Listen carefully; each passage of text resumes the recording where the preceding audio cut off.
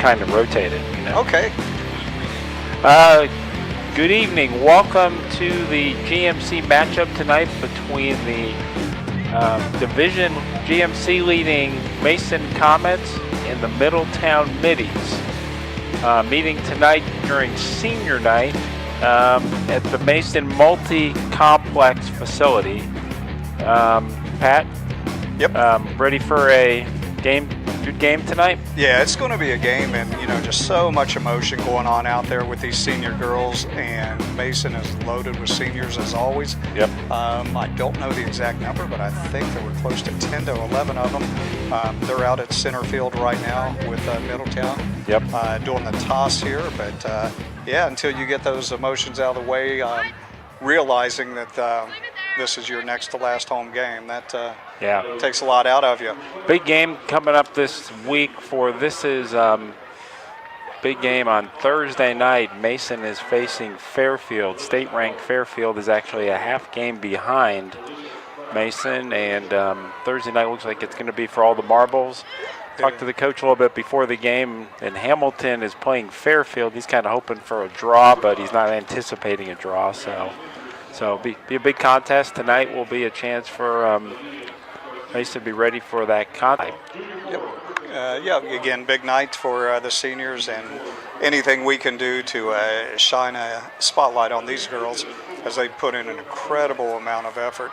As they did the introductions tonight, it seems like every one of these girls started when they were 4 or 5 years old in the Mason Biddy Leagues, SAA Leagues, and then they went on to select from there.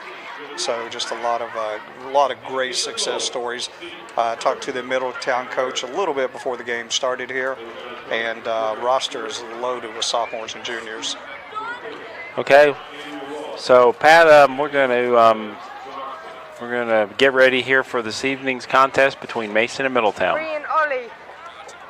And we'll be going to a break from our sponsors. You guys are on TV right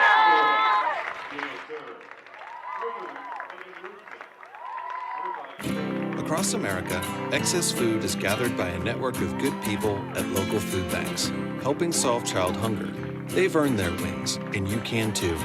Support Feeding America and your local food bank at feedingamerica.org.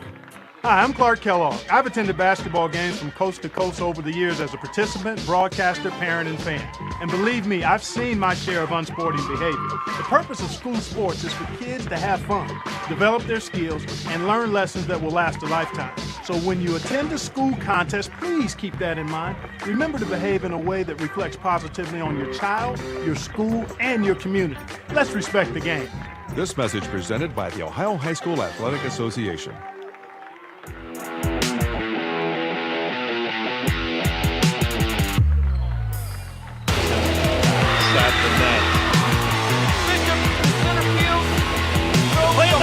He's in!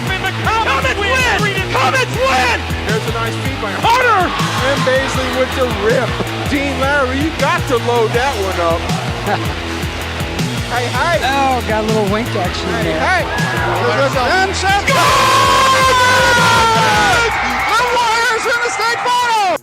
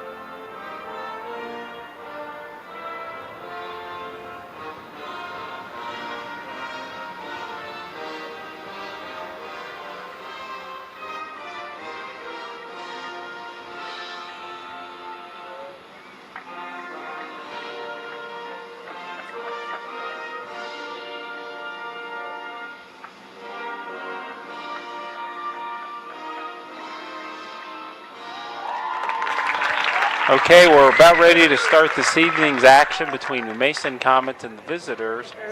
I think the scoreboard still hasn't corrected the 6-0 score of the JV game. So Yeah. unless they're spotting Mason 6 goals tonight, which I don't think Mason's going to need to be spot 6 goals. But anyway, if you look over at the wall here to our left, you can see all the awards for the Mason High School teams, all the different accomplishments, and I thought I'd start out a little bit with that. Let's talk a little bit about some of the other sports going on and what's happening. Boys cross country is preparing for their ending up their championship season. They're going to be playing GMC championships this Saturday. The Mason boys will be seeking their 4th consecutive league title and 8th overall. Yep, And that's girls, over at Voice of America Park. is it this VOA? Saturday. Okay, Yeah, yep. they're going to start at 10 and 10:30. Yep. Definitely a talented and deep team this year for the Mason Comets. Yeah, talk about the girls. The Mason girls winning streak is the longest in conference history, dating back to when the league began in 1981. As they're going for their 9th consecutive GMC title, but I guess they're going to be playing a pretty strong Lakota East team. Football team didn't do as well this past weekend. They faced up against the mighty Coleraine Cardinals, but Colerane's maybe 3rd or 4th in the country? Yeah, they're just pretty high. A machine. Yep. So anyway, let's get to soccer here with starting off with Middletown settling, played by Mason. Settling to the middle, and a little bit of confusion there on who's getting the ball, and Middletown stepped in and steered it clear. Beautiful pass down the side there. And it looks like she was tripped. I think that's going to get definitely a free kick here for Mason. Yep, number 7 is the one that was run over there. We got young ears. Mason with the throw in. Are your ears young or old? That's Vanessa Adkins, number 7. Getting her shoes together. And number 6 with the kick is Tori Bono. Clears it to the middle, and a little bit congestion there. Middletown clears it. And to the side, and they're going to let that one go. And Mason's got the throw in here again, right below the booth here. So visibility's a little bit limited over here. So we this side of the field we really enjoy. Oh, nice. Right across and a little bit long. Yeah, a little bit too much. A little bit toasty in here this evening. Yeah, it is. We were looking to get outdoor facilities, but unfortunately we were not able to get those. But anyway, good evening here. Talk a little bit about the seniors this year. The first players we're going to talk about are two twins on the team. Natalie Atkins, center back, is number 4. Her parents are Ken and Terry Adkins. Sister Vanessa Adkins. Natalie played with Warren County her entire soccer years, with coaching from Rob Nab, Paulo, Marty Skidmore. She played in the Marson Varsity for the past 2 years with Coach Schnur and Coach Peters. She's undecided on college with interest going to Ohio State. And that's her twin sister with the ball with the feed, Vanessa. Yep. And she's undecided There's a shot on goal. And and it is a goal. And they put it in one pass to another. And I believe number 8 put it in, and we're going to get a better look at that. I'm sorry, that's number 10 with the goal. And number 10 is Allison Winterhalter, and she is a senior. Yes. So we'll be talking a little bit about her later. But anyway, getting back to Natalie, we got rudely interrupted by a goal there. Not a bad thing. Anyway, Natalie would like to give a shout out to her twin sister Vanessa for always being her number 1 fan, biggest competition, and for making her a better player in person. And switching to Vanessa as the ball is passed down into the corner. And that is Vanessa with the ball. Gets position. Real strong leg for Vanessa. Clears it to the middle. And over the top. Give me one. Pretty good time in there, huh? Yeah, We're cued in. So she plays outside back. Parents Ken and Terry Adkins, and sister, believe it or not, Natalie Adkins. Vanessa played with Warren County her entire year, coaching with Rob Nab, Paulo, and Marty Skidmore. She played the last 2 years for Coach Sharon Peters. She's undecided about college, but looking to major in dental hygiene. Always needed. Vanessa would like to thank Coach Herb for supporting her and guiding her all 4 years of high school. Another thanks to her parents for always being there, and to Grammy and Grandma Jean for being her biggest fans. Now, I do happen to know Rob Knapp, so I asked him for a little feedback, and he explained that they had a nickname when they played. They were called the Piranha Sisters. Oh, okay. So one of them played in purple, the other played in pink, so they were known for attacking. Okay, good deal. Speaking of attacking, Vanessa attacks. There she goes, like a piranha. Steals the ball. So anyway, ball was played out there to Mason, and that was played right there by Olivia Paulnow. And another shot on goal, and that's going to go a little far right. So Olivia is a 4-year senior on Mason. So that is something else, 4-year senior on what may be, obviously one of the toughest high schools in the state to make. Oh, absolutely, man. Just the competition here is just so fierce. We're up to what, maybe 800 a class? Which we've been for the last couple of years? And above, yes. And above, yeah. So I think we rank one or two in the state in terms of size. And here goes the move down the right side again. And Vanessa Adkins letting the ball go. Kick from the corner, and it falls wide of the goal. So I'll talk a little bit about Olivia Paulnow. Her parents are Bill and Julia. She plays midfield. Brother is Nick Paulnow. She started playing when she was 4 years old on SAA, just a common theme there. Mm-hmm. Played for Warren County the rest of her career. She played on varsity all 4 years we talked about. She will be playing soccer at Youngstown State University and majoring in psychology. Yeah, I wonder if they left the S out there for psychology. Yeah. Maybe there is a psychology. Could be. Olivia wants to thank her mom and dad for always pushing her to be the best on and off the field, and will support her for being her #1 fan. She wants to thank her fans and teammates for supporting her and becoming her lifelong friends. She wouldn't be the same player in soccer without them. Olivia wants to thank her coaches over the years, Paula Beretta, Coach Marty Skidmore, and Coach Scherer for teaching her valuable lessons about soccer and life in general. So Middletown's got the ball there. Nice move. Yep. Looks like you might. Yeah, it's going to get through a little bit too fast. The goalie picks it up and sends it out quickly. Can we technically give that a shot towards goal? I don't think I would on that one. Yeah. It was kind of. Yeah. Anyway. Middletown's got a lot better effort coming here shortly, I'm sure. So talk a little bit about Middletown. I'll diverse a little bit about their illustrious history in sports. They have more Hall of Famers, I think, than any other high school and professional Hall of Famers than in the state of Ohio. I did not know that. Jerry Lucas, yeah, the NBA star, played Ohio State. He played for Ohio State in the NBA Hall of Fame. And we have a penalty kick? We do. So we have a penalty kick. Contact in the box there, and we'll get back to the little Middletown history after the penalty kick. Okay, looks like they've got Jordan Massa going to take this kick, senior. So we've got the replay. Let's see if this was, in fact, a foul. Ooh, I didn't see a lot there, honestly. Yeah. I'll be honest with you. Not a lot of contact on that one. Yeah. Looked to me like they were both playing the ball, honestly. Yeah. And we're a little biased, too. Yes, we are, yeah. And there's Jordan Massa up for the kick. Yeah. Want to tell us a little about Jordan after the kick? She there you go. Launches a rocket in there. So we're some of the professional players who went from now. Oh, yeah. Want to talk a little bit about Jordan? Yeah, parents Liam and Gordon Massa. Sisters being Morgan. Replay. Here we go. That was a quick penalty. Oh, that was. Well, that was perfect. Oh, that was. And the keeper even guessed right, and it was no doubt whatsoever. So anyway, sorry for rudely interrupting you. Oh, that's okay. And again, she was a SAA soccer player. With all these SAA soccer players, way back in the day, we coached some SAA soccer players. Yeah. I wonder if we forgot the names of some of our players, and they're out here tonight. It might be. Now, my kid's a little bit older, so. But you may have. Yeah, it's only been 14 years. 14 years, yeah. You would think we would remember that long. I remember the first state practice I went to of somebody tore their rotator cuff. They slipped on the grass and right off the bat. So coaches can get hurt. Yes, they can. It is a dangerous sport for coaches.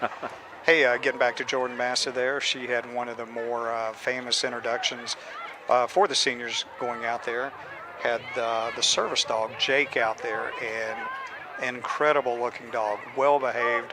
But I'm from a family that has a dog for the pet, and I come in third to the dog. That's how they rank in our families. Well, I know if my dog had been out here, she might have run across the field if she saw another wide dog, she open would have in the chased middle. We may have another shot here. Oh, could have been a handball right there. You know, that dog on the field kind of made me think of Marge Schott. That's true. And her dog, but her dog wouldn't have been as behaved. I think her dog would have left a little residue on the field. Jake is much better behaved than Marge's dog. I would give him credit for that. Shotzi. Yep, she plans to go to, this is Jordan Massa, plans to go to college and major in physical therapy program, and has not declared on the college that she wants to go to now. And she wants to thank her parents first and foremost for all the support they gave them during the years. And 4 years with high school soccer is a grind. You got to be just extremely dedicated at Mason, and parents play a huge part in it. And again, the coaches for Mason, she's so appreciative of everything that they taught her. And the one thing that they're both talking about, I mean, all the players are, your team actually becomes, your family, because that's where your time is spent. On the field, you're just together with each other so many hours a day.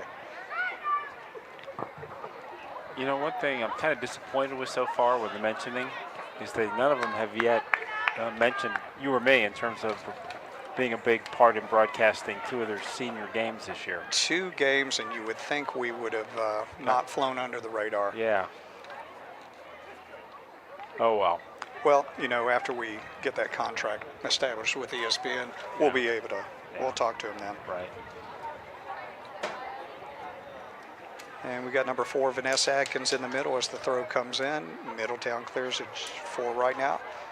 And high bounce goes in there. Middletown goalie, senior, grabs it, and she takes it away from there. I do have a trivia question for our audience tonight. Oh, yeah. What is the national language of the United States? National language. What is our official language? I would suspect it has to be English. It's not English. Ah, what is it? Any other guesses? That would pretty much be it for me. We don't have an official language. Oh. We're one of 7 countries in the world that doesn't have an official national language. Interesting, huh? Oh, that is. I never knew that. So we just have a big belief in further educating our audience. Okay, yeah, absolutely. Anything we can do to enlighten the group out there. Yep. So we'll think of some more trivia questions as the night goes on. 2-0, Mason in the lead. They did correct the score, by the way. They did, yeah. Yep. We're 30 minutes to go in the first half. Yep. Mason with a very good opportunity there, and just bounced away. So far we have not had any substitutions, or I missed them if we have. Not yet, and I think we are 100% seniors here to start with for the Mason Comets. Yeah, that's true. And they have enough seniors to fill the team. Now, if Middletown was playing seniors tonight, it would be a little be a be 11-0. The keeper making saves. Tell you what, Vanessa Atkins is just down there doing the dirty work right now, just fighting for the ball and doing a great job. Ball goes out, and it's going to be a Mason throw. So anyway, let's talk a little bit about the upcoming playoffs. Mason's got a big deal this Thursday for the PMC title. Get our first substitution. But after that, they get seeded, and I think Coach Schur was saying that there's a good chance that these, after Fairfield plays on Thursday, they could be matching up. Yeah, that's going to be a big game, huge game. So we have a sub in, our first sub out. Yeah, it's going to be senior Catherine Berry is in there. Did she sub in? She did. She came in. So if we were playing all seniors, we have more than 11 seniors. I believe that they do. Wow. Can you tell a little bit about Catherine? Yeah, let me tell you about her parents, Mike and Karen, and sisters Allison, Julianne, and Elizabeth. And Catherine was Warren County Soccer Academy for her entire club career, so I know they're going to miss her. She plans to go to Ohio State University and study biomedical engineering with hopes of becoming a doctor. I want to correct you. It's the Ohio State University. Well, if you're not from this area and you don't quite have the respect that others have, Right, it's I not the know. Ohio State. But anyway, And just want to correct for our audience. so that's her hope. So big aspirations in college, and she would like to thank her family for all the support that they've given her during the years, and her coaches. Nice cross, and it is in Oh. the goal. The keeper got a hand on it, but she was not able to save it, and that looked like That was perfect height for that. Offhand, I would say 14, but I'm sure I'm wrong. number 11. Number 11. And number 11 is Mackenzie Berryman. Yep, Mackenzie Berryman. Good opportunity to talk a little bit about Mackenzie Berryman. Oh yeah, her parents, Randy and Don Berryman.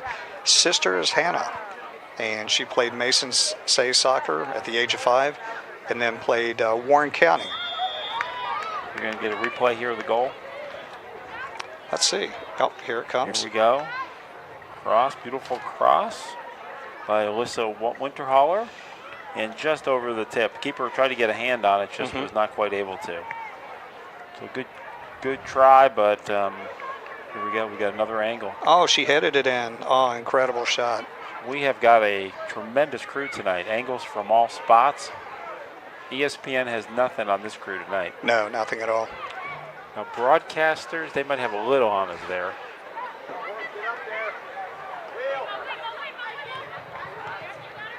I don't know. We're a work in progress. Yeah, I've heard some of the broadcasters. I give myself a little bit of credit. Oh, and Vanessa gets tripped, and she gets up, and she said, "What? Got a little testy, but they got it. Yeah. What is going on here?"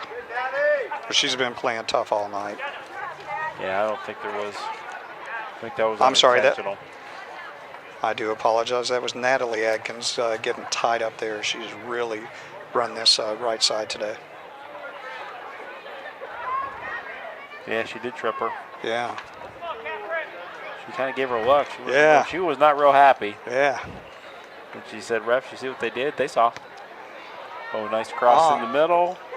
Comes Good to settle. oh, And great idea. And it's going to be a goal kick for the Middletown Middies. yeah. That was Catherine Berry that took that shot. So anyway, getting back to Middletown, who was their other Hall of Famer? Jerry Lucas and Chris Carter. From the Ohio State University. Yeah, absolutely. Yep. And the Philadelphia Eagles. Who was his brother? Chris Carter's. Played for the Knicks, went to Indiana University. Was a Uh, guard for, he was actually an NBA coach for the Knicks. oh, Knicks okay. a couple years ago. I'm going to have to defer to your wisdom on that, not being an Indiana alum. Alumni. Yeah. And I wasn't there when I was there. He had graduated. Butch Carter. Butch Carter. I Remember did Butch Carter? Yep. heard the name. I did not know that was his brother. Yep.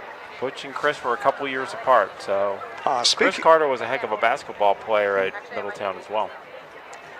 speaking of Middletown, the Mason Comets football team, that's their next opponent, and they play at Middletown Stadium this Friday. Went to a playoff game with you a couple years ago. They have an incredible stadium. Yeah, a lot of history. A lot of history with football with Middletown. Middletown, I mean, was a sports power back in the day in the 70s and 80s. Them and Princeton were the two teams that were competing for everything, and they were even competing with the GCL teams. But over the years, I mean, obviously there's been Middletown has gone through. Oh, some, we've got a trip right in front of us here. Middletown's gone through some challenges. There's a book out called Hillbilly Elegy. Have you ever heard of it? No, I haven't. It was on the New York Times bestseller list, number 2 or number 1 book in the country. By the name of J.D. Vance. Guess who was in town last week in Middletown preparing to direct it? Oh, okay. Ron Howard. Ron Howard. So Okay. it's a movie just a little about him growing up in Middletown. He had family in Kentucky. Oh, okay. And all the issues he had family. He went from there to graduate. He went to join the Marines from having issues. He went to Ohio State, graduated in 2 years. Wow. And then he went to Yale Law School and graduated there like in a shorter time. So talks are he may even have political aspirations down the road. So J.D. Vance from Middletown, Ohio. And a lot of times through adversity, great things happen. People make it happen because, and you've heard that thing, you can either sink or swim in your circumstances, and hats off to those that, knuckle down and make things happen. Yep. He was very fortunate. He talked a little bit. I read the book. He talked a little about his grandmother being an influence in him, getting through that. So very interesting book. So we weren't giving book suggestions and movie stuff. We're just we're just full of knowledge. We are, and here's a run for the goal, and that one was Natalie Adkins, number 4. Yep. And stopped there, just short of the goal. So once again, this is the senior keeper, also a captain on Middletown. Middletown, I think overall was 3-7-1. I think in the GMC. I think I peeked at that the other night. Okay. Here we go. We've got 3-7-1, 3-7-2. They have not been able to win a game in the GMC. So we're talking a little bit about Mason. As long as we. Mason scored. As long as we got a moment, we essentially think they lost to the Cards. I think we got a replay here, and you had jumped over the top. Let's talk about Mason boys golf. The golf team advances to district. They're seeking a state berth this week. Next up is the Ohio District Championship at Beaver Creek on Thursday, October the 11th. Oh, we got a chance there for Mason. And saved by the keeper. Keeper kept it in bounds. Nice job. So yeah. they will. So anyway, the golf team will qualify 3 teams and 3 individual low scorers at the OSU Scarlet course at the state tournament next week. Girls golf advances to the district, and their tournament is held today at Glenview Golf Course. So we're not sure how that worked out, but they'll qualify 3 teams and 3 scores. Not on a qualifying team to the state tournament. The state tournament is October 20th at the Ohio State University Gray Course. Mason boys soccer lost to Olentangy Liberty this week, 3-0. Olentangy is a very tough matchup. Several back in 2012, Mason and Olentangy Liberty played in the state semifinal. Yes. They played in the next year in the state semifinal as well. First year Olentangy won it, second year Mason won. So Olentangy year in and year out, it's a power. So anyway, they are still in contention for the GMC. Right now they're 6-1 in the GMC. They will need to win out, and they'll also need a little help to capture the title. Right now, Lakota West leads the title with a 6-0-1 record. Lakota East is close behind with a 5-1-1 mark. So a lot of good soccer still to come. We do encourage the fans to come out Thursday night. It's going to be a big contest. Oh, yeah. So we need a lot of noise and a lot of folks. Telling you what, I hope that all of the Mason students hear this on the PA system, that they really get excited, come up and, right in the goal, right in front, Vanessa Adkins. Lost it. Yeah, number 4. Is that Vanessa? She put it through. Yep. I'm sorry, Natalie Adkins. Natalie Adkins. We can't tell those Piranha twins apart. No, you can't get them confused either. And I think he's right. And good night for senior Natalie Adkins, correct? Yes. And that makes the score 4-0. So anyway, yeah, just talking about the soccer. And we're going to see the replay here. Yep. Oh, actually hit Mason's player. I'm not sure if that was a handball or not. Would have been inadvertent. But Natalie took advantage of the loose ball. Yeah, put herself right in the position to put it in. Yep. And you did bring it up earlier about Middletown having a shot on goal. Now that you bring it up, I don't know that they've crossed midfield in anything progressive the entire game. Yeah. Thought this might be a challenge coming in. You've got one team on the top of the division, the other one on the bottom. Yeah. And, just the size and experience. And obviously Middletown's playing a really tough team tonight. But you know what? They're battling. Oh, they are. They are. The other thing is, too, Mason, this is a senior-dominated team tonight. And these girls have played for 10 years in some form of soccer, so they're really 10 plus. Yeah. And they're very, very experienced in this. Whoa. Yeah, so you're playing one team with most everybody out there seniors, and then Middletown's got several that are sophomores. Yes. So that's a 2-year difference right there. And the coach for Middletown, he's been there 3 years. What did he tell us in the pregame? He does diaper research at Procter & Gamble? Yes, he does that. Yep. And has coached a club team for 9 years. Yeah, yep. 9 or 11, I can't remember. Neither 9 or 11, but I think you're right. Might have been 9, so. Anyway, kudos to him for getting out there and playing with the kids. Yeah, absolutely. Mason putting pressure on the ball, and again, once Middletown gets across, they get very few touches with it, and Mason seems to clear it. Good challenge, and getting back to Middletown's field over there, that time that we had gone over there, I think it has to hold at least 6,000 to 8,000. Yeah. But just a beautiful facility over there for high school football. Yeah. And Mason gets a lot of playoff games here, which is very, very nice facility. But I'll tell you, the Middletown thing, I never heard of it before, but once you visit it, I mean, it just leaves an impression with you. I'm trying to think. There was one guy and we're from Middletown, played in the NFL, played at Ohio State, and we're falling all over the place on that last. Here we go. You see the foul here, I believe. Yeah, that's on with Jordan Massa. She goes up. Oh, yeah. And she's wrapped all around the Middletown player. Yep. Good call by the officiating. And talking a little bit about Mason sports again, as we'll finish out the whole roster. The girls' tennis team is seeking a state berth this week. They qualified their singles and doubles to the OHS District Championships Thursday and Saturday at the Lindner Family Tennis Center. Qualifiers from district or state meet will be 4 singles, 4 doubles. The OHS state meet will be held on 19th and 20th at the Lindner Tennis Center.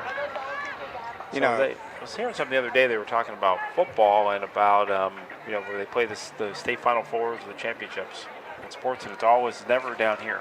Yep, that's true. It's either in Columbus or it's in Massillon or that area. Canton area, yep. Yeah. But despite that, I mean, Mason's obviously won a few stuff. And talking about soccer or football in Mason, how about Sam Hubbard over the weekend? Oh, man, I'll tell you what, Cincinnati boy does great. Yep, good story. Cincinnati boy went to Moeller High School, had a chance. He was actually recruited by Duke or by Notre Dame to play lacrosse. Instead, decided to play football for. That could be another goal. Yeah, cross in the middle, and number 8. That is number 8, and that is puts it in. As we're going through our rosters number 8 now. is Jenna Burns. Yep. Jenna, we haven't talked about Jenna yet, have we? I don't think we have. So a perfect lead-in. Parents Matt and Amy Burns, and has a sister named Abby. And Jenna played for Cincinnati. Here we got the replay on it again. Replay for Jenna. Set up perfectly, and Jenna buried it. Yeah. Great job. Goal number 5. She played for Cincinnati United for 4 years, finished club soccer at Cincinnati United Premier, played with them for the last 5 years. Plans on attending college at OU, Kent, or Bowling Green. Still undecided on a major. And she'd like to thank her parents throughout her entire soccer career, how they've supported her, and thanks to her grandparents for traveling to her games and supporting her all these years as well. She thanks all of her coaches as well, McCollum, as well as Coach Schuer, for teaching them life skills and growing up to love the game.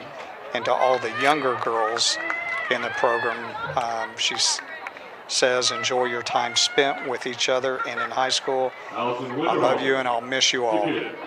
Well, the one thing about the goals tonight in the notes, I'm kind of disappointed they haven't been scoring in order of how we stapled the players together. Yeah. They're making us go back and forth. If they only knew what we had to go through, I think they would have done a better effort with that. Yeah. But, hey, at least they're giving us chances. They are. So I can't complain. That's a very, very strong leg out of the corner. And over the top. Mason clears it over the goal, and Middletown's going to have a chance to kick it out. We've got 16 minutes to go to halftime. Mason Comets up 5-0. We're in the first half. Yep.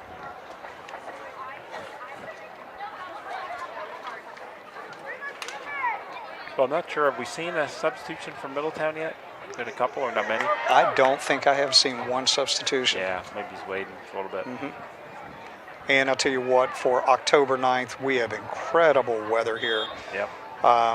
This is something you don't have 80-degree temperature this time of year very often. Almost 90. So these girls are loving it. Yep. And what do you think it's going to be like on Thursday night for the championship game? I think the weather's dropping, isn't it? That's what I hear. Yeah. This would have been perfect conditions tonight. It might be rainy, and hopefully they don't have thunderstorms that delays the game on Thursday night. That would be a shame. Yeah. You get stop and go. That would be unfortunate. Man, how many times have we seen that in football games this year? Oh, yeah. Maybe they can move it indoors to the Mason Indoor Facility. Yeah. I think they've got got the indoor practice for the Bengals. They've got connections somewhere that can make that happen. I wonder if we can put a dome over the field or do a little inflatable tent. We got massive substitutions now. Yeah, they're coming in grows and. Yep. I have a feeling you got your seniors coming out. Yep. And your non-seniors coming in. So a good hand from the Mason faithful this evening. Very, very large crowd down there, yep. And I'm sure that always brings that out.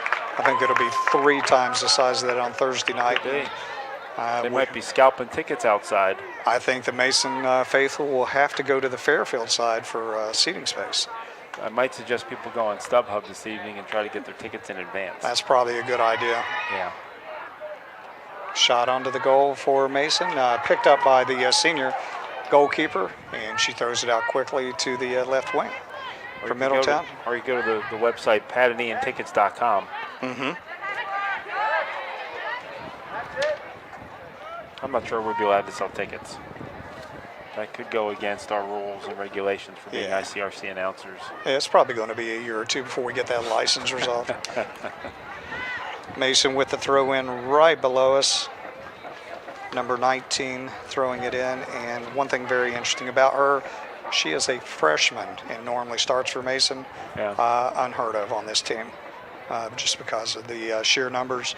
Very, very rare for a freshman to make the team. Now, I hear we've been requested to go down on the field at halftime and sign programs, but I'm not sure we're going to have enough time to do that. We'll have to do that after the game. I think that's probably best, with only 15 minutes. And, this is all about the seniors tonight, not about us. Maybe we can get here early on Thursday night. This game will not be broadcast on Thursday unless we get popular demand for it. That's true. Yep. Of all games to miss for the TV, I'm kind of wondering what took precedent over this on Thursday night. Maybe TBS and baseball could cover this instead, and we'd be more than glad to, for the right fee, broadcast it. Absolutely. Always flexible. Yep. Help the home team. Yep. Now, if it had been the Reds' regular season, there's a lot of people who preferred watching this to watching the Reds. What are we going to do with those red legs? Do you think they're going to get it figured out anytime soon, or who do you think the new manager will be? Maybe Joe Girardi potentially. Possibly. He might not last long if he doesn't get some starting pitching. Yeah, I'll tell you what. Do you think that's the manager with the pitching, or what is it? Yeah, I would trade your manager for a couple pitchers if you could do that. Yeah. But I'm not sure you're going to get that much. What about those Milwaukee Brewers too? Just really took off at the end of the year. Yeah, they're on fire. In Middletown, Mason's got the ball coming down the field, kicks it out of bounds right below us. We also have a famous alumni, a Middletown baseball player. You know who that is? Oh, yeah, now that I think about it. Also an IU player. And Mr. Chicago Cubs. Yep, Kyle Schwarber. Yeah. Middletown graduate 2011, 12, 13? I think he said his favorite sport was football. Really? And okay. he is built like a linebacker. Oh, yeah. He played against a couple of folks with my kids. Oh, okay.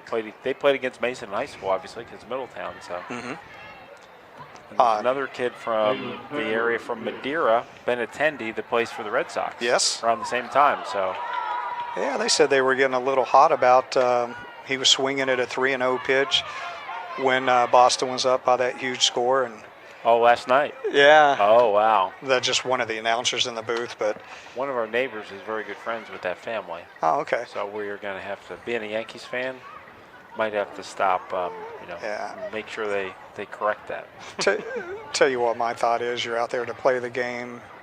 Don't take off any pitches. Just play every pitch like it's your last. Right.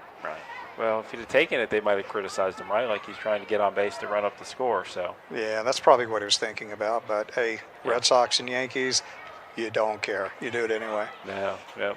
I don't think they like each other that much. Yeah. You know how long it's been since they played in the playoffs? No. 14 years. Seems Hard to like believe. seems like just yesterday. Well, we should get back to the soccer game. With the score being 5-0 with 10 minutes to go in the game. Half. In the half, I'm sorry. Yeah, we still got another half to go. Yeah. Let's figure out players who we may not have covered so far. And there's a shot on goal, and it's in. And it's 6. Number 17 just who is buried it right there. Elizabeth Berry, a senior. Have we covered Elizabeth? I don't know. Well, if I start saying it and start recognizing it, I guess we won't get penalized. Is she a senior? She is not. She is not a senior. Okay. Oh, Catherine Berry. Okay. So that's her sister. Oh, okay. Yep. So she is a 10th grader. You know what we could do is we could fill in the blanks, use her same parents. Yes. But not go, just call her a sophomore. Yes. We have So who are her parents of Elizabeth Berry? I'm going to have to go back and find it here. We have a substitution on the Middletown side. Number 21 is out of the game. Mike and Karen. Allison, Julianne, and Elizabeth. That's Catherine. So we have shown there is a connection. I wonder if there's... Yeah, there we go. That's it. So why don't we just say that Elizabeth would like to thank her sister Catherine for helping teach her soccer. And I don't think she was going to let her sister outplay her tonight. So yeah, this is a night that she's really going to show up. Yep. Those sibling rivalries, man, they are tough at times. And we've got a breakaway. Wide. Number 9 on that shot, that was Catherine Berry. Yeah. And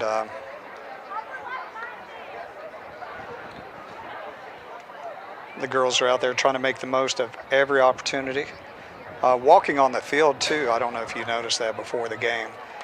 You said this turf is, what, 2 years old maybe? They redid a couple it? years, yeah. It is. Somewhere, or is it nice? Oh, no, it is beyond incredible. Yeah. Were you sliding in and kind of doing those angel figures? No, I was reliving my past years, wanting to get out there again.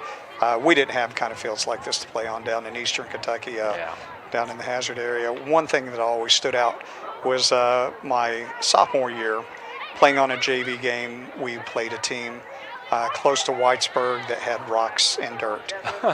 And nobody would go on the field to get tackled or anything, because you'd stand up with blood all over you, and it was a mess. So things have changed quite a bit since then. Yeah, it's a challenge. Yeah.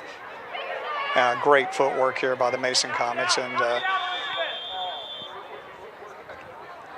I'm not sure how somebody's hurt. Yeah, we got it down. I didn't see what happened. Did we get a replay of that? Maybe saw what happened? That is off the ball. That was off the ball, yeah. I'm wondering if that's a cramp happening, or might be.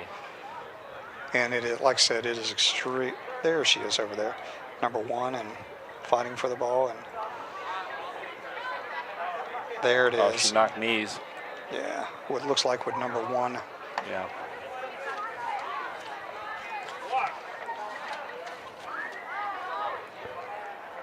And more substitutions for the Mason Comets, and we might be going down to the sophomore class now. You know, one of the challenges for Mason here tonight. Okay, we're going to take a commercial break here from our sponsors, and Pat and I will be back with some trivia questions. Your son wants to get a cat, but you're allergic. Do you A, prepare yourself,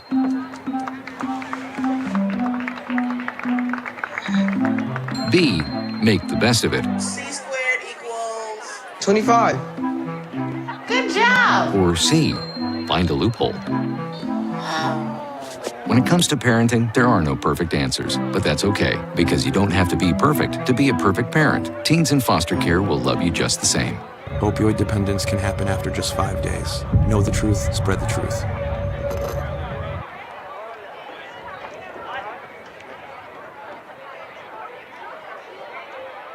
Oh, we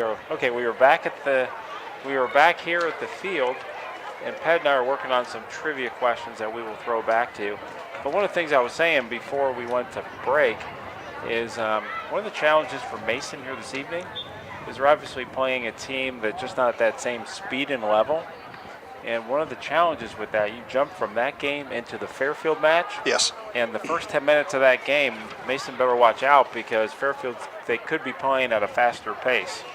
I've seen that happen more than once. Going to happen, I'll tell you what. And if the Sycamore game is any indication, it was 0-0 until 7 minutes to go in the game.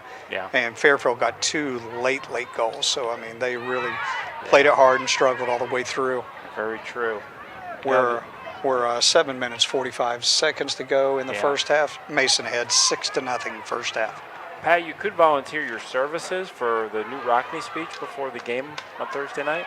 You know, I'm surprised they haven't asked me yet, but maybe it's just assumed that I'm going to show up for that.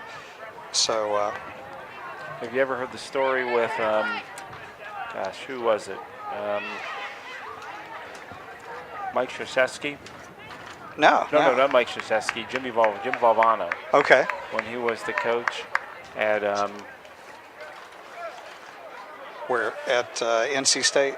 Yeah, it was actually when he was the freshman coach at Rutgers. Oh, okay. And he gave the whole speech like, gosh, now I'm forgetting who it was, but he gave the whole speech where he goes at the end like, oh, give me a moment, I'll think of it later. So we'll return to it because I got to fill in who the teams were. So we'll come back to that later. Plus, we want to keep our audience in suspense. We do. I'll tell you what, another person, senior night, that we definitely want to bring up is Bradley, assistant coach on the sideline. He has been with the team for 5 years now. His seat in the house is a wheelchair. He is an incredible young man. Know his parents. He is a motivator to all the players on the Mason side. He's now a freshman in college. He's been playing a wheelchair-type soccer for 9 years now, and he said he's looking forward to coming back next year. And said this group of people that's out there is just a fantastic group of girls, and just a very strong Christian faith. But Bradley, just a super guy. One of the guys you'd really like to cheer for and really get to know. Very cool. And right in front of us, number 1, with some good footwork for Mason, clears it up. And Mason's got a lot of room in the middle, and here they go on the attack again.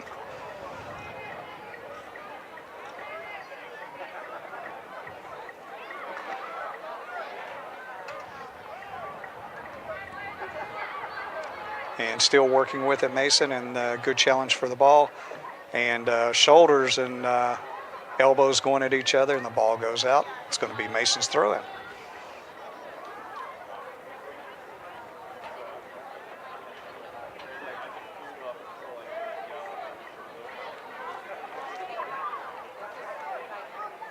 And Mason with the ball clears it up to the middle, and they're going to set up for a play here. Just under 5 minutes to go. First half, Mason had 6-0, and just mishandled by number 19 on Mason, and Middletown's got a throw in here. And I'm not sure if we've got any coverage whatsoever. Fairfield and Hamilton have just started, and if we can get any information from the ICRC scouters across the tri-state, give us a call and let us know how that game's turning out. And Jeremy Hyman is the third-year coach for Middletown. We mentioned him earlier.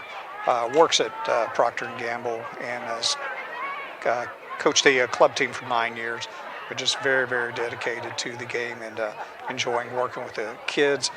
And again, got a very young group here at Middletown, and I'm sure they're going to be a lot stronger next year. Yeah, as we're looking at the Middletown roster, like you said, 1 senior. 1 senior. 9 sophomores. And 7 juniors. So the biggest part of this team is sophomores. Mm-hmm. So hopefully some of this, junior and senior years will have a lot of experience going for them. Yeah. So that could help them. Now, how many of these girls do you think for Mason are going to go to a club team the second this season's over and start up with a winter season somewhere? Yeah, quite a few. Probably a lot of them, yeah. Well, for the seniors that are finishing up that aren't playing college, I guess maybe a few of them will finish out. Mm-hmm. Can play club. Some will may decide to call it quits at that end. You definitely need dedication. I mean, yeah. It's a 12-month event. It used to be in the day years ago where you could play multiple sports. Even on the boys' sides where multiple were available, now that's a lot less common. Yeah, especially at these bigger schools. I mean, yeah, the competition just so much tougher. Well, talking about soccer, I guess we're jumping back to Sam Hubbard, but I had somebody tell me that he was a heck of a soccer player, and he actually played that more than football early in his career. I did not know that. Yep. Great memory of him. I think you and I were at the Coleraine Moeller playoff game here at Dwyer Field, Mason, Ohio. Right behind us. And I think it was snowing that night, extremely cold. It was cold. And for some of you that don't know, defensive end for Mason, 6'5", 285, Sam Hubbard was a safety in high school. Yeah, amazing. A lot less weight on him at the time, but he was extremely fast. Okay. Yeah, he was all over the field, as I recall. He was, and he hit people, and they knew it. And, man, he was something else.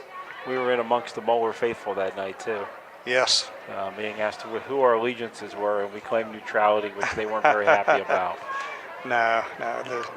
Soon to be, we'll have the Mason the Mason group up to that level. I think, as I recall that night, Moeller was that the game where Moeller did a little bit of damage to the stands, and they couldn't keep their deposit they didn't get returned.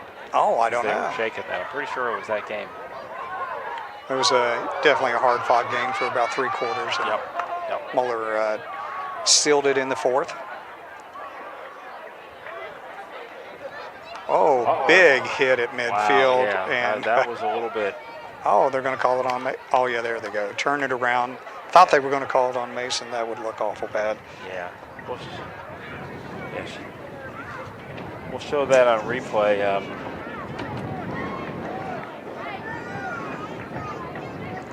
No, it looked worse in full speed. In slow speed, it looked like she was leaning forward, and you know what I'm saying? Yep, that was senior. It definitely was a foul, but Natty Lannis.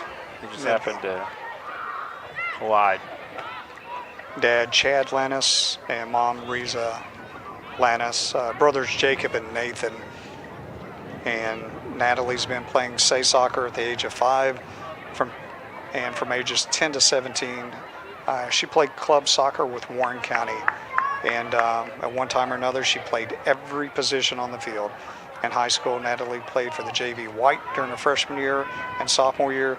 Then she played for the JV Green. Favorite memory was practicing with Varsity during the tournament her junior year, so that really stood out to her. Currently undecided on a college and a major, considering studying dentistry at The Ohio State University. And she wants to thank her parents for the support and everything, and the coaches as well for helping her out. We have reached halftime, yeah. So we will spend halftime preparing our analysis, and we will be back for an informative second half.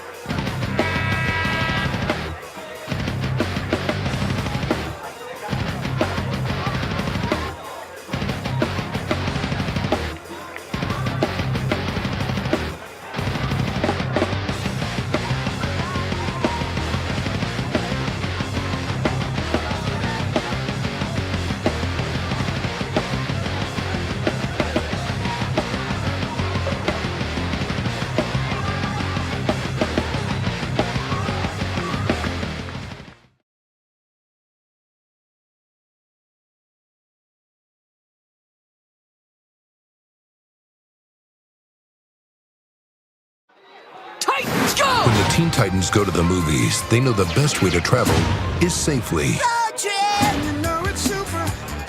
To keep your child safe, be sure to use the right car seat for their age and size. Exactly. Hollywood, here we come! The Atom has arrived! Have a seat, my dude. For more information on finding the right seat, visit nhtsa.gov/the right seat. Impressive. Brought to you by the National Highway Traffic Safety Administration and the Ad Council.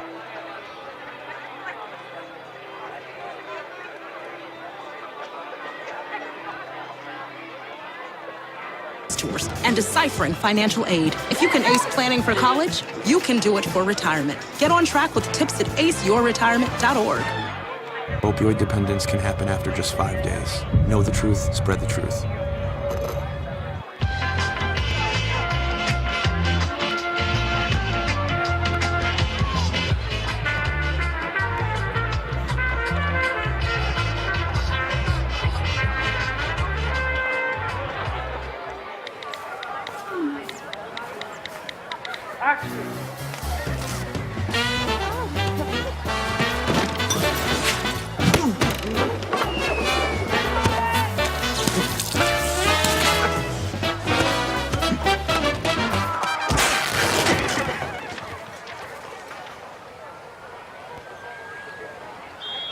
All right, starting here in the second half, Mason in the green and white tops against Middletown. First half 6-0, shots on goal 7-0. You've got Mason top of the division and Middletown at the bottom of the division, and we'll see what happens here in the second half, and that just went wide. There is a rule in the GMC that you cannot score more than 9 goals or get a letter from the league. So at most, I think we'll see 3 goals here from Mason in the second half. And I'd be curious to see how much the seniors play. They may rest them with Thursday coming up. So I wonder if they'll play very much in the second half. What do you think? Yeah, that's a good point there. I mean, you've got to have the freshest legs out there for the biggest game of the year. Yep. You know, I'd be curious to see what that letter has to say. Yeah. We'll get a copy of it from the league. I'm sure it's a form letter. Fill in the blank. So so I told Pat the Jim Valvano story at halftime. So, Pat, do you want to tell it? No, I'll tell you what, you're a lot better with that. All right. Well, I guess when Jim Valvano was the head coach wasn't head coach, freshman coach at Rutgers, he had heard the Vince Lombardi speech. And Vince Lombardi gave a rousing speech about God, family, and the Green Bay Packers. So he went to the locker room in their very first, we've got a chance for a 7th goal here. And there it is. Number 9. And she buries it from a distance. It's a Courtney Barry buried it. Yeah. Hey, how about that? Good stuff. Was that intentional? Catherine Barry. Buried it. And there's the... so we're going to get the replay here of Barry's Barry. And a little bit slow on the video here. Yeah. Number 9, Catherine Barry. Oh, we missed that. Well, very good. Very good. We'll get back to that later. Yes. Very good shot. So anyway, we'll get back. So anyway, when he was the freshman coach, very first game, he goes, I'm going to get these guys ready for a big game. So he goes through and he gets the big part of it. He goes, now this game is where this is for God, family, and remember he was the freshman coach at Rutgers and the Green Bay Packers. And all the players looked at him like, okay. Right speech, wrong team. Yeah, what planet is this guy from? Yeah, but if anybody's seen the Jimmy Valvano speech or hasn't seen it, they show it every year with the cancer research. It gives you chills even hearing it now. Yeah, the guys. Here's the very good goal.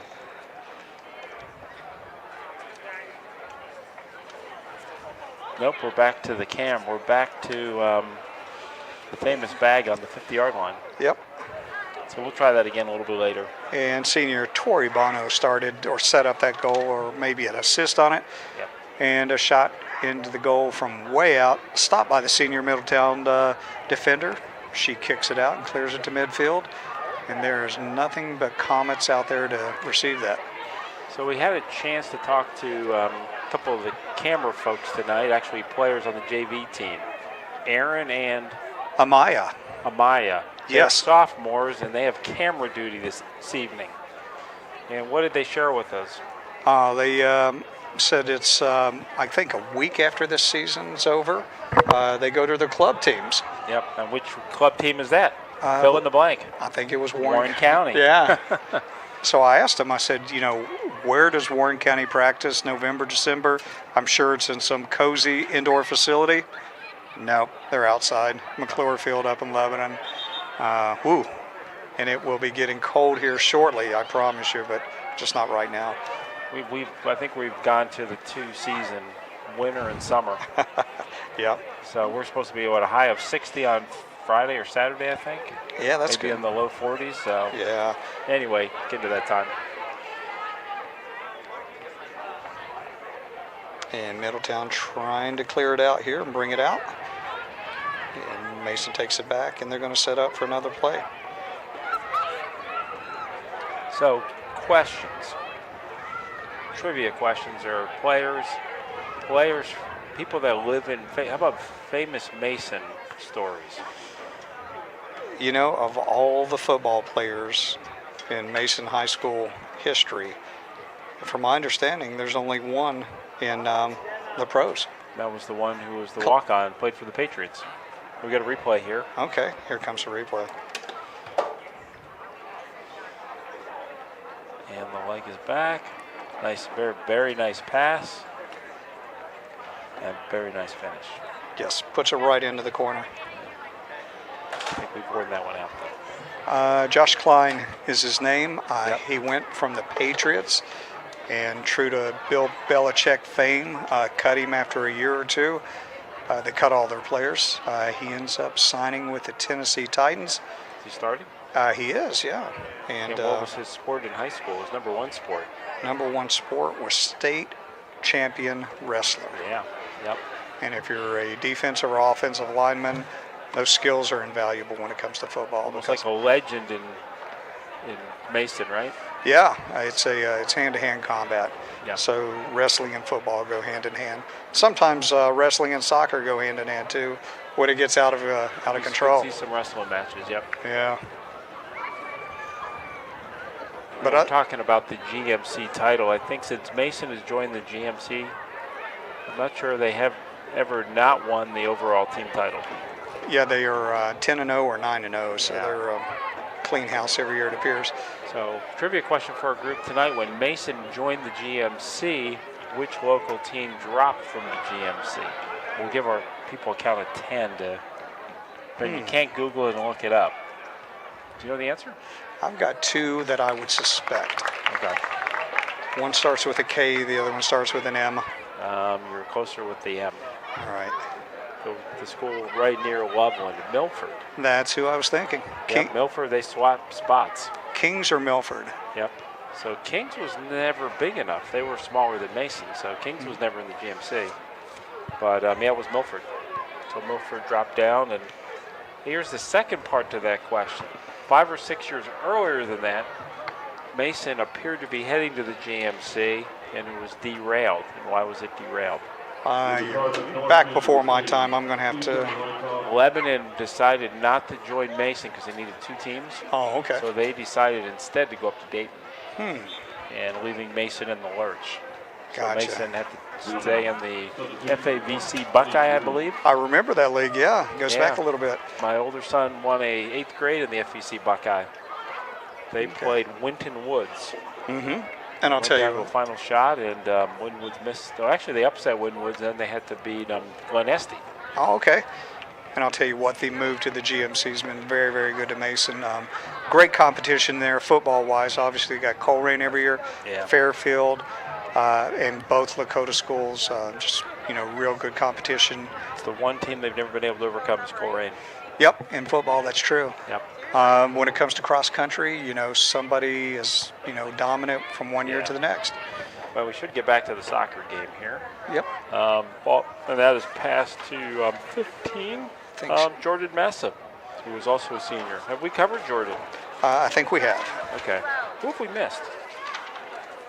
That's a tough Vanessa, Catherine Berry, Mackenzie Berriman. Did we cover Mackenzie? Let's. You want me to do it just in case? Please do. And Mackenzie, if you got it twice, well, you got twice as much recognition tonight.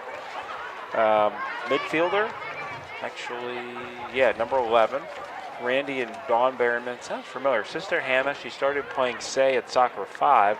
I think almost everybody here played say at 5 or 4. Played with Warren County from 7 to 15. She finished her lap club season by qualifying for the Midwest Regional Championships in Indianapolis. Plays Ohio State University, University of Tennessee, and plans to major in business with a minor in psychology. Mackenzie wants to thank her best friends from this sport for turning it into her family both on and off the field, to Coach Johnson and Sherlow for making the JV Day so special, to Coach Sher and Peters for always having faith in her, allowing her to grow to her leadership skills. Lastly, to thank her dad for always telling her, shoot the ball more. What dad doesn't say that? Yeah. To her mom for being her rock through ups and downs that this sport has brought, to her grandparents who came to support her every game. I think we did. She got twice the recognition tonight, but that's okay. I'll tell you somebody that we did leave out, I'm pretty sure, is the team manager. There we go. Very, very special story here. Kat Broker, parents Ron and Clara. She played soccer her entire life, and I think her sophomore year did not make the team as a player, but wanted to stay on and be with the players, and chose to be the manager. Very cool. Says her whole life, and she's played soccer her whole life and just loves the game and wanted to stay with the players. She plans on attending college, is currently undecided where to go, and plans on studying engineer or something in the medical field. Very good. She wants to thank her parents for supporting her for everything she does, and especially Coach Shore for giving her the opportunity to be the team manager for the past 2 years. And that's cool. She said just a great, awesome experience. Hey, you can cover all these substitutions for us, okay? I did notice there were 8 substitutions for the Comets. And if those are seniors, that will be it. And they do tonight. They do that often. Yeah, Mason is a sub-happy team, which they come in fresh every 4 to 5 minutes and really puts the pressure on the other team. Did we do Allison Winterhalter? I don't think we did. I don't think we did. I'll handle that. Number 10. Parents are Mark and Joelle Winterhalter. Brothers Ryan, Adam, and Eric. I got 2 sons, Adam and Eric, so that's a good choice. So mine is with a C, not a K. Yes. Allison started 4 years old in Lebanon. Started in the Y Candy League. Mm-hmm. Then to Mason Say Soccer, Warren County in middle school and high school. She plays for the Ohio Elite Soccer Academy in the ECNL League. She plans to attend college and study biomedical engineering in Spanish. Oh, I think we did. I do remember those 2 She's combinations. A National Merit student. Very good. Well, we gave her twice recognition as well. And as I scour the field out here, I do not see a number 10 out there, so I'm going to say that she's taken off for a rest. Middletown's got a little bit of a break down the side here, so let's see what they can do with that. And stop there, and they kick it wide of the goal, and Mason's going to have that goal kick. So we were talking a little bit about Middletown and their soccer field. Major employer in Middletown is AK Steel. AK Steel, yeah. And an interesting, the AK Steel CEO, what his position was before the CEO at AK Steel? He was the Mason Soccer Booster president. Oh, okay. So Mason does a good job of training their CEOs. Okay. They make them go through the Mason Soccer Booster. I've always said that if you're Mason Soccer Booster, that's great training for being the CEO. I think it's obvious you've got the potential for anything in life. Yep. They look at that on your roster. It's kind of like the filter. So, yep. Yeah, and actually, his name is Roger Newport. His son, Alex, was a senior when my oldest son played on the team. He was maybe a captain on the team. My son actually played basketball with him. But, I think we took over the company. The stock was down in the lower numbers and raised it up from being there. So, anyway, Well, I'm involved in steel commodity trading. There we go. Affects what I do on a daily basis, and it has been a very volatile year, to say the least. Oh, with the tariffs? Yes, Yep, for the yep. first 6 months of this year. I think it's settled down a bit now. But Well, I'm wondering, with you being a Mason soccer announcer Mhm. and Mr. Newport being the CEO of AK Steel, that perhaps maybe he could pull some strings to help you in terms of your price of buying stuff. you know, I tell But you maybe, what. maybe that's not allowable. Well, you really can't pass any opportunity that's out there, so I'll definitely keep that in mind. And Mason clears the ball back out, and you know, they're looking for the best pass right now, and they're just doing a lot of passing and just improving the ball skills. Yeah. Um, You were probably thinking we couldn't combine Mason and Middletown into one story, huh? Oh yeah, I tell you what, it takes a lot. You got to reach down pretty far for that. Yep. You Yep. did it. I want to give you credit for that. You know, the thing about Middletown, I don't know if they did this, but a few years ago they built a brand new basketball arena, Oh, okay. and then they actually switched and went back to their old one because it didn't have the same karma that their new one did, that their historic one did. So they went back to the older gym. Well, the question the audience is asking: what happened to the new gym? What did they do with it? I think they took a wrecking ball to it. No, I think it's still there. Maybe they took some steel out of it. Yeah. Resold it. It'll be interesting to see what the GMC's got in basketball this year, what kind of talent. Last year, Princeton had the player. Right. That I guess he went to Syracuse, or if he decommitted, I'm not sure. But You know, he didn't go to Syracuse, and he was going to play in the D League, and he decided not to do that. Oh, okay. There's a coffee shop here in town where the Kroger Plaza is, Mhm. and it's called Joseph's Coffee Shop. I guess I'll unintentionally give it a plug, but it's within the car wash. Oh yeah, yeah. But there's a guy in there that he's 25 years old, same age as my older son, and he is a referee in the NBA D League. Oh, okay. 25 years old. Interesting. And so yeah, he knew the kid, Bozell or whatever his name is, that he's decided not to do the NBA, so he's going to take a year off and then go into the draft. Good NBA luck. draft. Good luck to him. Yeah. That might be a risky proposition on his end. Well, I saw him play. I broadcasted an ICRC game last year, Mhm. and they were playing Hamilton, and he's 6'9", and he can handle the ball like a guard, but he's about 6'9" and probably about 185, 190. So he's got to put on a little bit of meat before he's going to play in the NBA. Yep. And Mason's substituting freely again. Now, I don't know, after you take a year out, can you decide to go to college? I guess you could. I see. Could bulk up for a year and then be... Hasn't started yet. Hasn't started. You got 4 years, right? Unless you go to Kentucky, and that's 1 to 2 tops. Yeah. 1 to 2. Actually, I think Indiana has a 1 to 2 guy this year. Oh, okay. Romeo, whatever. They think he'll be a lottery pick. Mhm. In fact, Indiana the other day, a 4-star player from Ohio State went to the Indiana game over the weekend. At the end of the Ohio State-Indiana game, he decided to go to Indiana. Wow. That doesn't happen too often. In what sport? Football. Football. He was Wow. a running back from Indiana. He Okay. was the top player in the state, number 8 running back in the country, like a top 100 recruit. Mhm. Don't know if that might have been some backlash from the drama they had up in Columbus this year with the assistant coach. Yeah, I'll tell you what, something's happening down in Kentucky. It's happened the last 3 years in a row now, but in the top 5 running backs in the country, a school 25 miles out of Lexington, of course the home of University of Kentucky, has an incredible running back, and he's been... Eastern Kentucky? No, recruited by She got Kentucky. hit. Hold on. We got a little break in the action here. Yeah, Got hit Middletown with the ball. player down. So anyway. But he's the number 5 running back in the country, and Alabama, high school. Okay. Alabama, Ohio State, and Kentucky want him, and it would be a shame, but if somebody that close to Lexington, they lose a player like that. Yeah. But after this year, Kentucky's shown that they've got a pretty tough football team. Not very happy. I think she threw her shin guard. Yeah, she's down She and got hurting. kicked.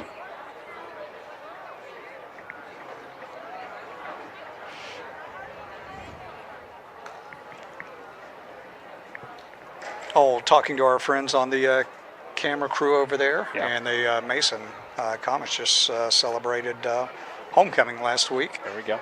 And they don't have it at the usual place, but it There's doesn't. construction of the junior high, right? Middle school's being redone right now, but it doesn't matter. It's still a lot of people in a small room, and they said it was a nice rink. Sweat on the floors and just people slipping everywhere. But other than to spot. yeah, other than the cramped quarters, they still said it was a pretty good time. But Mason homecoming. Yeah, she must have got kicked in the shin, maybe. Kicked in the leg. Yeah. She's coming off. And that's a break in the action at 22 minutes. We're 7-0. Are we going to show a replay of the replay schedule or no? Yeah. Get a moment here for everybody. I mean, all this incredible knowledge that we've imparted this evening. And You're going to want to watch this over and over again in case you missed the trivia questions. And absolutely, and these seniors, the parents are going to want to hear us talking about their kids have, just sacrificed so much through the years. Yep. And they got the same introduction for the most part. Okay, here's the replay schedule. And 11:30 this evening, you can run home and catch it on 18 Spectrum or 848 fiber optics. Tomorrow at 1:30 in the afternoon, take a late lunch. Channel 4, 8:34. Friday at 8 o'clock, rather than go out, watch it again, 18, 8:48. And then Saturday and Sunday. I didn't catch those times, but, if you watch the replay, first replay, you can probably tune in at the 67-minute mark and see when the replay is. That's what you want to do. Or you go to the internet. Between those 5 hours in the day, I'm sure your employer would not mind you using their high-speed internet to watch us on a replay. And this is Spectrum, and what is the other station? Cincinnati Fiber Optics. Cincinnati Fiber Optics, Yeah, okay. Yeah. I don't know. There might be a rule. I've heard so many people are watching. Oh, Comet TV. Okay. What channel is that on? Got you. Okay. So we're on the Mason YouTube. So we are just getting tons of exposure this evening. And I tell you what, we could be ranking right up there with the Boston Red Sox Yankees game tonight. I think we probably are, and my phone's not ringing yet, but I do have it on silent, so I'll check that when I get out of here. Well, okay, here we go. Here's another trivia question. Who is the most famous Mason alumnus? In sports or overall? And it's related to sports. And he actually played sports when he was at Mason. And we've been talking about it all night. No, it has to do with what we're doing right here. Soccer Sports, superstar. Mason Hall of Fame. Huh. Famous alumni has to do with telecommunications. Oh, yes, Mr. ESPN himself. Yeah, well, he's not ESPN anymore. He's got his own talk show. I don't think he's on ESPN. Yeah. There we go. Dan Patrick. Yes. Is he on NBC's football? Yeah, Sunday night. So, tell you what, it just goes to show you that if you come to Mason, not only do you learn to be a CEO, but you learn to be on ESPN. Absolutely. National broadcaster. We had another shot on goal there for the Middletown Middies. Yeah. There we go. That's two. Mm-hmm. There we go. Just under 20 minutes to go in the game. Mason ahead 7-0. Nice play right there. Second and a half. There we go. Good turn. Yep. That was a beautiful move there by the Middletown girl. That was. I tell you right there, Middletown, that was a nice exchange there. Unfortunately, we weren't able to get it through, but she... And that is one Mason's freshman phenom tracking the ball down, and she's going to make a run for it. And makes a great pass to the middle, but it is picked off by the... apparently her sister played her several years ago. Oh, okay. And, she had the wheels, too. Did she? She definitely got some speed. So they got 4 more years of her, 3 more years. Yep. And like I said, it is extremely, extremely rare for a freshman to be on the varsity team at Mason. As they say at Mason, they don't rebuild, they reload. Yeah. That's the phrase you always hear. In several of the sports, yeah. That's their motto. Yep. So as we head into the other sports this year at Mason High School, don't know much about the basketball, girls or boys, year in, year out. I mean, the Mason girls have been probably have gotten even further than the boys the last. No, the Mason boys have been in it. They've had some good programs. Fantastic program with the girls. Yep. And have a senior standout going to Florida State. From what I understand, Ellie Pujols, I think her first name's Ellie. Okay. And so she's going to do a big Division I scholarship, and congratulations to her. Yeah, Mason's had a distinguished career. Remember back in the days of Michelle Munoz, and they had a team that was the #1 ranked team by US Today in the country. Oh, Dallas Williams. And then Dallas Williams played on that team, and then DeRay Jones. Yeah. Yeah. Well, who was the one that? There was one that broke her ankle in the state Final Four. Beth Jones, maybe. Beth Jones. Yeah. Okay. And that was what derailed Mason that year. They ended up losing to Pickerington, I think, in the state finals. So they lost not only the #1 championship rating, but they lost the state championship. Yeah. So that was hard. The next year, with the help of Beth Jones, they ended up winning the state championship, and they were the #2 team in the country. So we're circling back to Mason soccer. In what sport? Only sport in Mason. Back in 2013, Mason boys did the same thing. They moved up the rankings, and they ended up the season not only a state champion, but the #1 ranked team in the country. Yes. By the high school soccer's coach. So pretty good for Mason. They've had a #2 and a #1. There's a lot of high schools in the country, so that's not bad. And I'll tell you what, it goes back to the youth programs that they have here in Mason, whether it be football, soccer, or basketball. They really start them young, and it's a very well organized league. Facilities very good up here as well. Well, if you look at Southwest Ohio just in general, I mean, you've got very strong soccer, and I think that's, if you think about a team like FC Cincinnati, one of the reasons they have such a large following is they have such a large player group that have played soccer. Yes. And that age group that goes to the games, I mean, a lot of them that played, parents watched it, so I think with the parents, once their kids got done, they got to keep watching soccer somewhere, so they go to the FC Cincinnati game. They do. I've got my tickets for the playoff game. I do too. Waiting to see how this pans out. And very successful season, to say the least, for FC Cincinnati. Huge, and it would be so disappointing if they're not able to pull this playoff game off. Cincinnati has not had a great history in playoffs, so you get nervous. They better get over the hump here. Yeah. I know. What is the last professional team to win a championship in Cincinnati? I think it was baseball, 1990 World Series. Well, I'm going to jump down to minor leagues, so I'm going to count minor leagues as well. Oh, okay. So what sport? Cincinnati Cyclones, maybe. Cincinnati Cyclones. I was at that game. Oh, okay. It was, back, 10, 11, 12 years ago. It was exciting.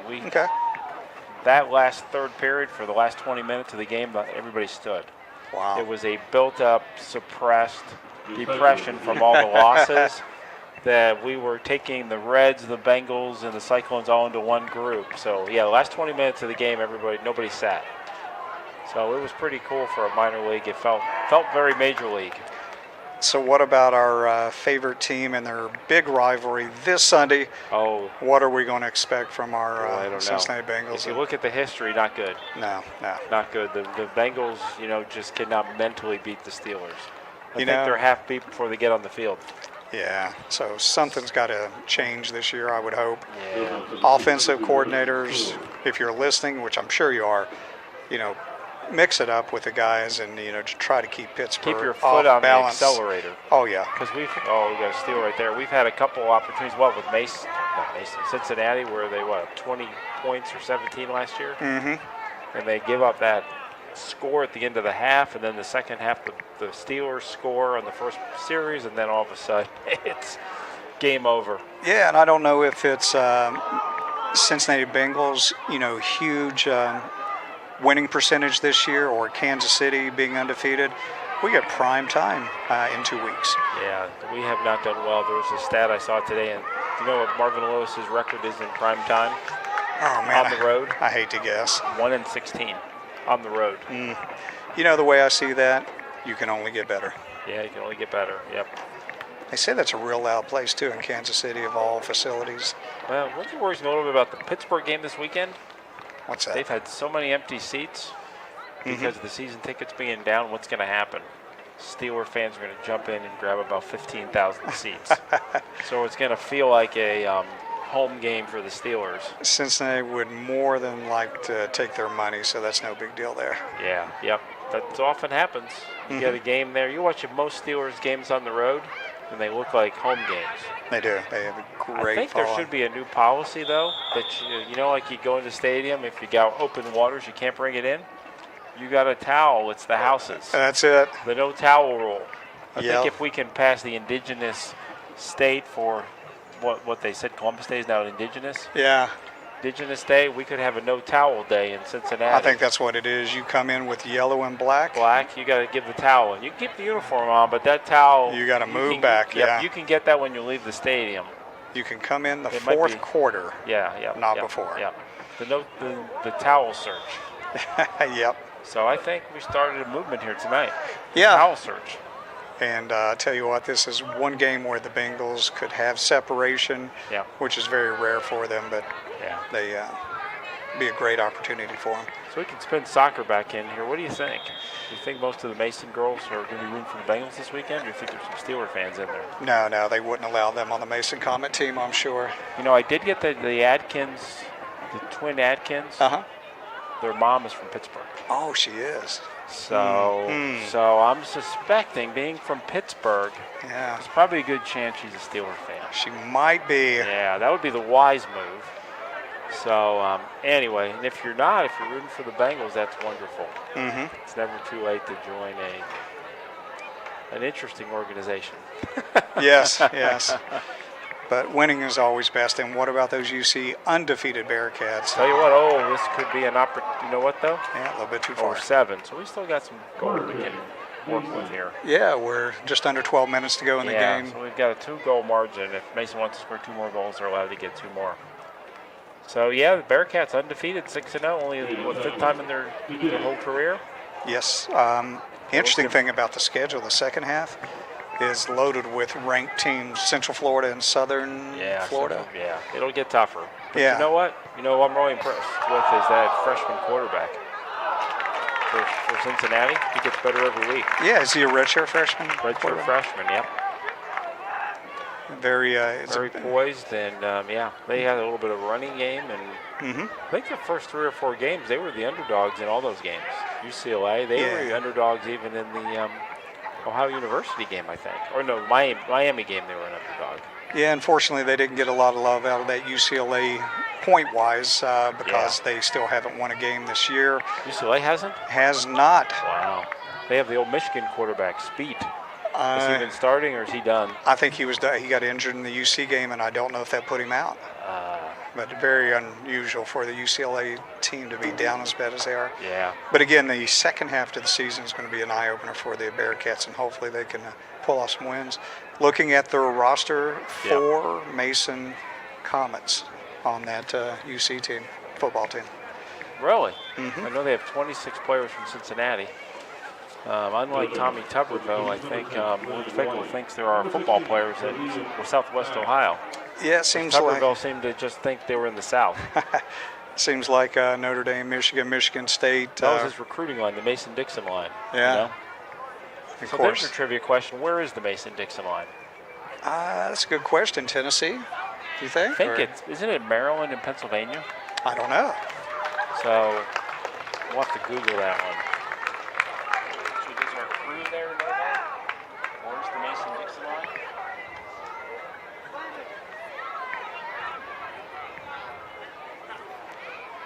You know, Pat, we could start giving out, whoever provides that information quickly. If we don't have our text number, we could have a uniform text, and if they text it in, we could have a contest for that. Help us out, guys. We're in a pinch. All right, Mason-Dixon line. Enlighten our knowledge. I'm saying it's Maryland and Pennsylvania. The Mason-Dixon line. Where is it?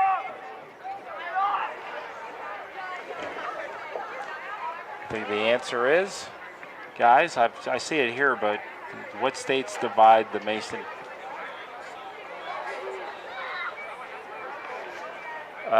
It is actually, that is not correct. It is actually bordering Maryland, Pennsylvania, and Delaware. You were close. Yeah. Most people always think it is north and south, and I don't think Maryland and Pennsylvania. Was Maryland a slave state? I don't know back in the day. It may have been. Yeah. So Maryland was a slave state, yeah. Yeah, that's why they called it Mason-Dixon, right? Well, I don't know if that would have been part of that, so. Yeah, so Mason-Dixon.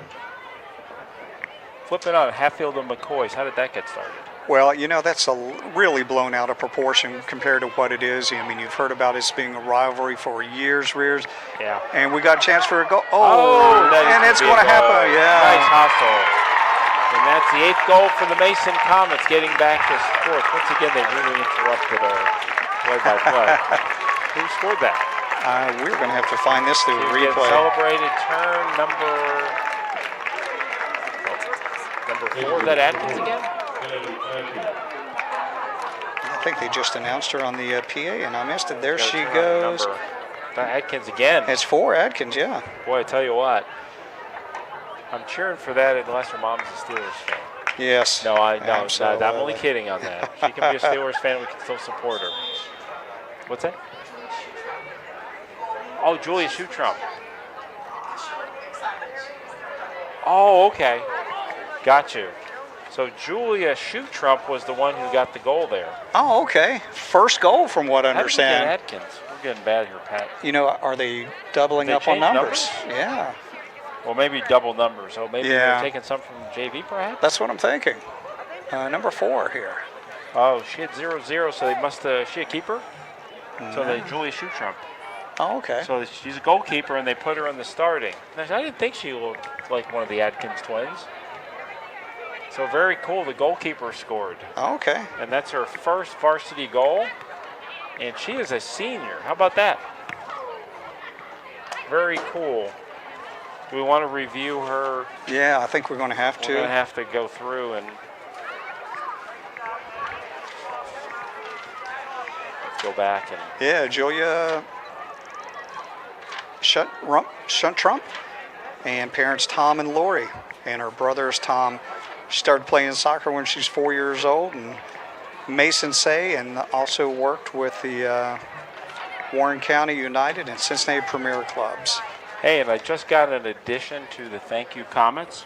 She wants to congratulate the tremendous announcing crew of Pat Smith and Ian Liddell for announcing her first goal. Man, I'll tell you what, she is right on top of that. I just want to say thank you, and we did everything we could to bring that to attention. Exactly. Thank you for the quick text from the field. Yes. I didn't even see her text from her phone down there, but she must have. So thank you. These kids today, though, I mean, they're just talented. And Mason is not letting off the gas. We're 5.5 minutes to go. Comets had 8-0. 5.5 minutes left to go in the game. I don't know if they're going to swing any 3-0 pitches like Andrew Benintendi did, I guess, last night, huh? Oh, yeah. For the Red Sox from Madeira. Proud Cincinnati area grad in baseball. Yeah, where were the Reds on that? How did they miss that? Miss Schwarber? They just missing all this local talent. I know. But they've been able to survive well without it. Not. I think our problems might be on the pitching mound. I'm just saying. You know, if we keep this up, we are not going to be replacing Marty Brenneman in the booth next year. No. I think we've just ruined our chances of being Reds announcers. Well, you know, Marty tells it the way it is. He's pretty straightforward. Maybe that would get us on the air, yeah. And, you know, with him being in his upper 60s, early 70s, he's seen enough baseball in his life that I think he'd like to see a little bit more competition on the field. It gets very, very difficult going up there day by day and kind of knowing what the outcome might be against some teams. The old left-hander was from Fairfield, not Middletown, and he was a... I thought they called him Hamilton Joe. Hamilton Joe Nuxhall. Now, this might be sacrilegious here in Cincinnati, but I was not a big Joe Nuxhall announcer. Personally. Great guy, great things in the announcers, but I just expect a little bit more from the announcer than the pitch 2-0. So, but anyway, sorry about that if I've upset the Cincinnati faithful. I'm not originally from Cincinnati, so hopefully we won't be getting any nasty tweets from me saying that. No, he was quite the legend. And Oh, yeah. starting Pitched at, 14 years old, pitched in the major leagues? 14 or 15 years old, the youngest ever, yeah. And crazy. One of the most interesting things about him, when he became a legend in the broadcasting booth, well known by many, every Saturday morning or many mornings, Frisch is on Dixie Highway having breakfast. Wow, yeah. So it's just like, that's where he was comfortable. And probably everybody, of course, everybody knew him by name. Yeah, they have a big soccer facility actually called the Fairfield Optimist Club that has one of the biggest soccer fields in the area. And it's right, if you go to the end of it, it's actually at Joe Nuxall Fields right there. Oh, okay. The baseball field is. So we played a few tournaments. Did you play any down there or no? Yeah, I did Joyce Park. Yeah, Joyce Park, yep. It's a massive, massive facility. Yep. And soccer in the fall, but also they turn it into football on the weekends. I got to see a couple football games there. So we got to take the last 3 minutes here and plug people to be out here for Thursday night's game. How are you going to come out for Thursday night's game? I won't be able to? Yeah, I won't miss it. I think I'm going to have to go and do the sit in the top section up here where the football field doesn't look over, so I can see the whole field. Yeah, you want to be able to get all the angles. Yeah, watch as the play develops. And maybe we could sneak like a wireless camera in here, and we could find ourselves a broadcasting crew. Yeah. Unless the ICR crew wants to come back out Thursday night. I think just saying it could be about the money at the gate, and I think the ticket prices are going to be around $20, $25 a piece. Well, I think there's a blackout because it's a blackout rule, the 72-hour rule. So maybe they're blacking it out just to increase the attendance. Yeah, I think they've only sold 5,000 tickets so far, and I think you got to do 7,500. Right. Yep. They may have to move it to a bigger facility.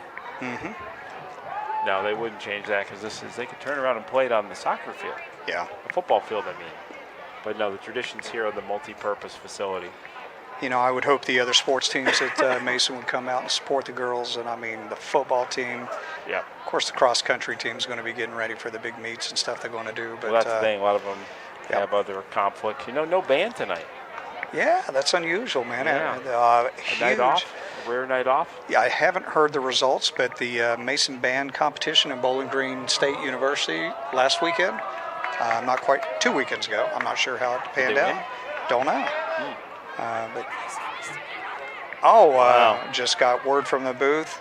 Swept the show first and everything. There we go. So they're another strong performance, Mason Comets. So I know a year or two ago they went to the Rose Bowl? Is that right? Yes. Friend of our family joined the band that year. I think he was a senior for that specific purpose. He got to go to the Rose Bowl. Now there's a smart kid. It is, yeah. So we are under a minute to go here. It's 8-0, and we will see if Mason will try to strive for that 9th goal or not. Very nice move. And it looks like we have a goal kick. So there's a good chance here that we're going to end up at 8-0.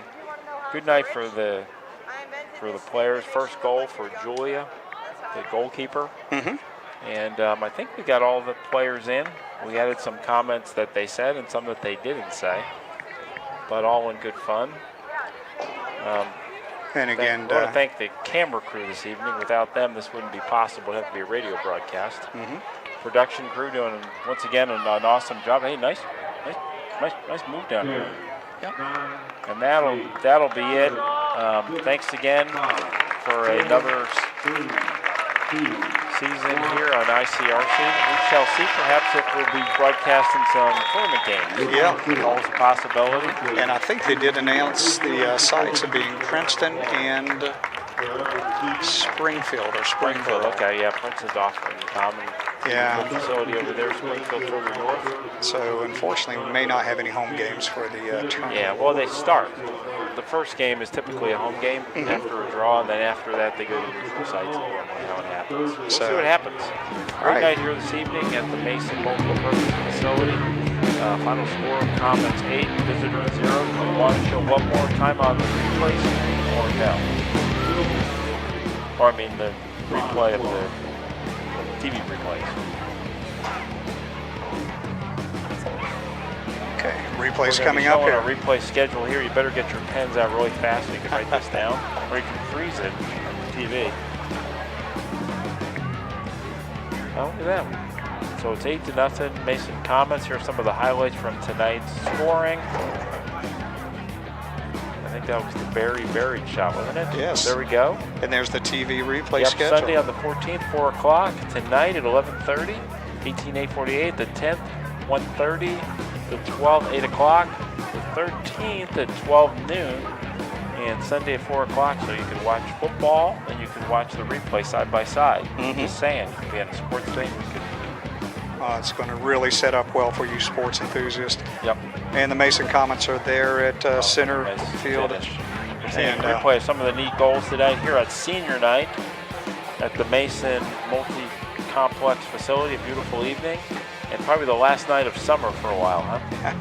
I tell you, I think the girls are going to enjoy it. Yep. A little bit of cooler weather, it's going to be a plus. Yep. All right, guys. Thanks for joining us Yep. this evening. Yep. Have a good evening. This is Ian Waddell with Pat Smith. Have a good evening.